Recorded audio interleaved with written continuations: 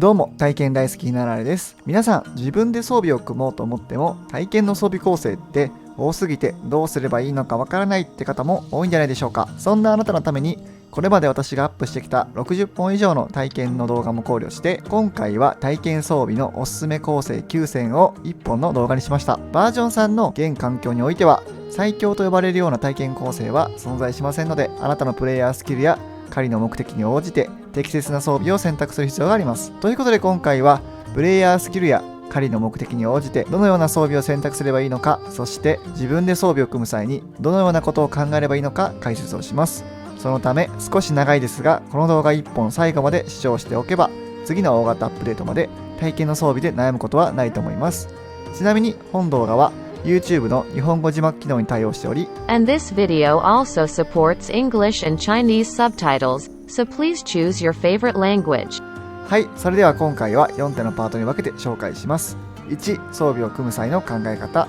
2、体験における重要な基礎知識。3、体験の装備構成9選。4、9選の体験の火力比較です。それでは本題いきましょう。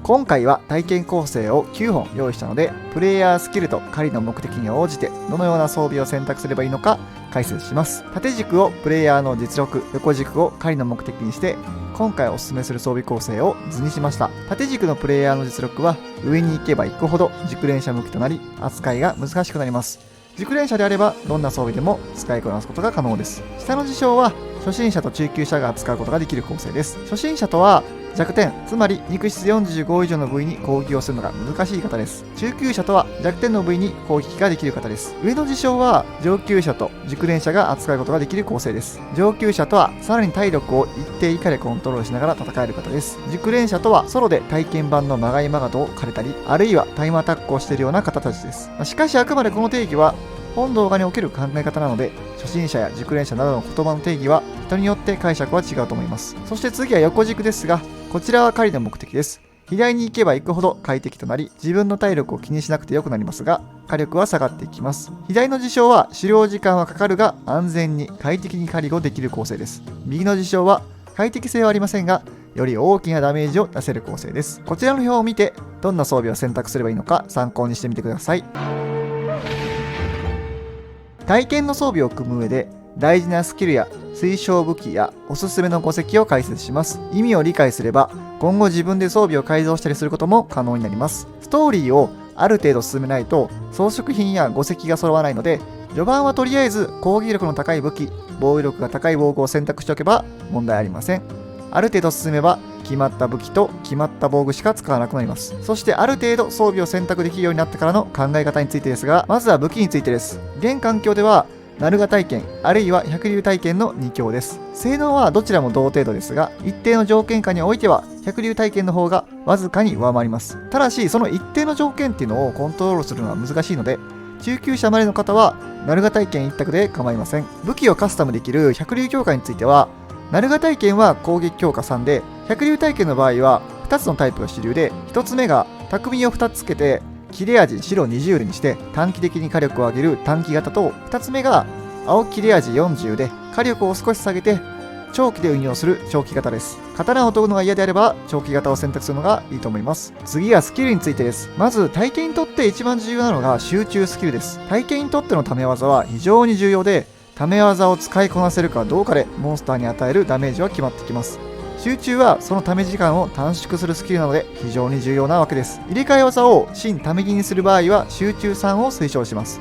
一方で入れ替え技が月光山の場合はため中にモンスターからダメージをもらいたいので、集中の数はお好みで構いません。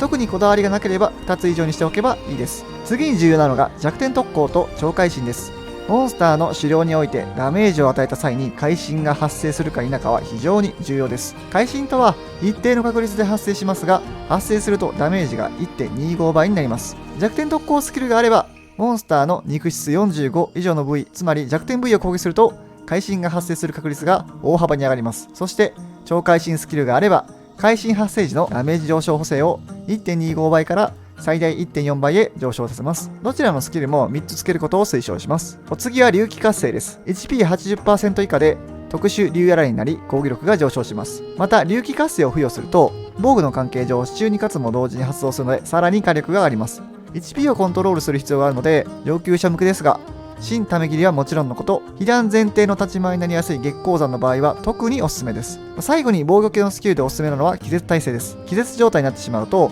モンスターにやられてしまう確率がぐっと上がるので、気絶を完全に防止できるように3つつけることを強く推奨します。次は5石についてです。いい5石があれば強力な装備が組めます。5石はマカ錬金で入手可能で、中級者までの方はレアリティが低いが狙ったスキルが排出される月虹の錬金で、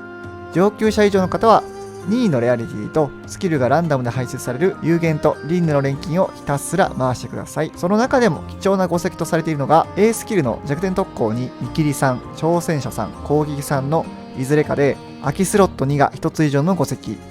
あるいは B スキルの抜刀術力、逆襲、耳戦、納刀術、KO 術などが3で空きスロット2が2つ以上の5石です。中でも攻撃3、空きスロ2や逆襲3、空きスロ2が2つの5石は熟練者にとってのゴールとなり得ますが、2000時間以上プレイしても排出されないなんてこともざらにあります。なのでこれに近しいお守りがあれば強力な装備が作れるので、出たらラッキーぐらいに思っておけばいいと思います。お守りについては一度上記の動画で詳しく解説しているので、気になる方はこちらの動画をご覧ください。順に紹介していきます。これらの各装備構成は別動画で詳細に性能を解説しているので、気になる方は右上にカードを表記するのでご覧ください。またどの装飾品を使っているかに関しては全体スキル図を見てもらって、数字の色が緑色になっていれば装飾品が関与しています。まず1つ目は抜刀体験です。この構成の魅力は抜刀術や納刀術を駆使して抜刀時どこを切っても超会心 100% となることです。そのため弱点を意識せずとも抜刀切り、強化納刀を繰り返しているだけで討伐ができるので、初心者で快適に狩りをしたいって方におすすめです。納刀術はおまけなので、戸籍がない方は最悪どんな戸籍を使っても組めます。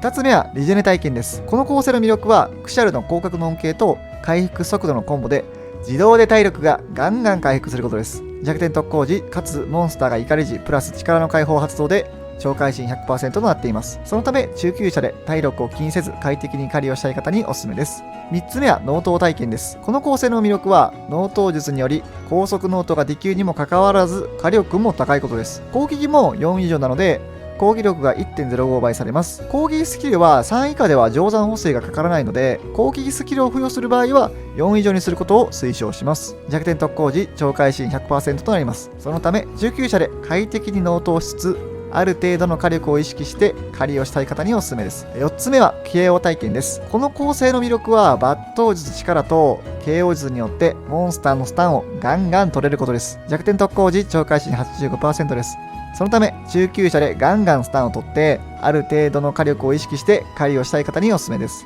5つ目は猛毒対策体験です。この構成の魅力はテオの炎輪の恩恵によって毒や猛毒にならないにもかかわらず火力も高いことです。大名槌や主リオレイヤの猛毒は毒耐性では防げませんので、この装備で無効化すれば安全に狩りができます。また百竜体験で切れ味は青で40あるので砥石を使わなくても狩り切ることができると思います。6つ目は汎用火力体験ですね。ここからが火力型です。この構成の魅力は攻撃7によって常時圧倒的な火力が出ることです。弱点特攻時超会心 100% です。そのため汎用性が非常に高いです。モンスターから被弾をせずに安全に高火力を出したい時におすすめです。7つ目は龍気ナルガ体験です。ここからが上級者向けですね。この構成の魅力は流儀活性や逆恨み、地中に活すなど体力が減少した状態をキープすれば圧倒的な火力が出ることです。逆に HP を 80% 上回って流気活性が発動できないのであれば6つ目の汎用火力型の方がダメージが出ます。弱点特攻時超会心 100%、 集中も3で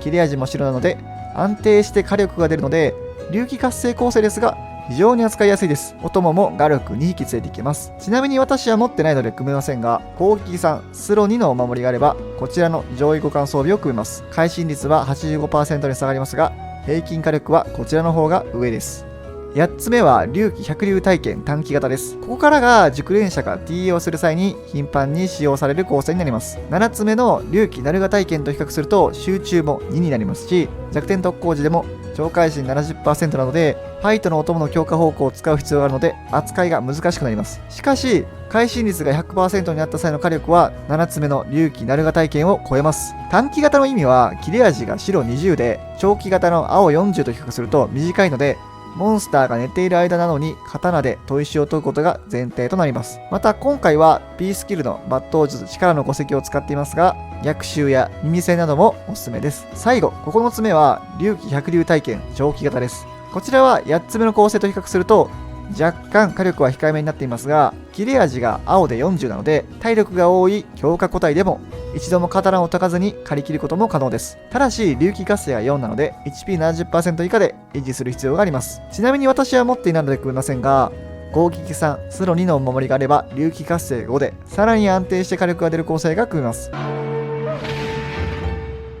先ほど紹介した9つの体験の火力比較をシミュレーターで行います。検証条件は概要欄に記載しているので、気になる方はご覧ください。表をご覧ください。見方説明します。スキル構成の欄のスキルは全て発動していると仮定しています。また、種類の欄に1から9と記載していますが、紹介した順に並べています。7ダッシュと9ダッシュについては、7と9を攻撃3、スロ2の5石で組み合わせた構成のことです。モーションの下に抜刀縦切りと新ため切り強撃で与えるダメージを表記しています。そして、一番大事な会心率に関してですが、記載されている確率で会心が発生した際の平均ダメージを記載しています。医師の抜刀体験のみ、抜刀縦切りと新ため切りで会心率が変わるので、2つ記載しています。また数字が赤字のところは最大値です。最後の列には新ため切りにおいて、この中で一番火力が出る構成との火力差を記載していますので、比較の際はこちらを参考にしてください。今回の比較は弱点特攻時を前提としており、さらに加えてファイトのお供の強化方向なしとありの2つのシチュエーションで比較します。それでは早速弱点特攻発動でファイトのお供の強化方向なしのシチュエーションを見ていきましょうか。7ダッシュが最大火力となります。それではダメージの方を見てほしいんですけど、1番から5番については6以降と比較すると火力が劣ることが分かりますが、その構成に応じた快適さがあります。6番から9ダッシュは火力型なのでダメージは大きいです。体力を 80% 以下にすれば会心率の影響で7ダッシュの龍騎鳴画体験が一番強力なのが分かります。ファイトのお供の強化方向なしでも常に安定した火力が出ます。お次はさらにファイトのお供が強化方向をしてくれたシチュエーションです。集中が2になるのが難点ですが、8番や9ダッシュの龍騎百竜体験の構成が圧倒的です。特に8番に関しては逆襲の5石と組み合わせれば瞬間火力はナンバーワンになります。また9ダッシュに関しては攻撃3スロ2があれば組めるんですけど、安定して高火力が出せます。9ダッシュは切れ味が青で40なのに、この圧倒的な火力の高さが売りです。タイムアタックに情熱を燃やす方がこの5石を渇望する理由は、この表を見ればわかるんじゃないでしょうか。たった数%火力が違うだけでタイムアタックってそんなに変わるのって思うかもしれませんが、タイムアタックにおいて与えるダメージがほんの少し足りなくて、狙ったところでひるみが取れない、あるいは主モンスターの怒り解除ダウンが取れないなんてことが起きると、タイムに与える影響は計り知れません。比較は以上です。いかがだったでしょうか。装備分布図や火力比較表を参考に自分の目的やプレイスキル、シチュエーションを考慮して柔軟に装備を選択していただければいいと思います。それでは終わります。バイバーイ。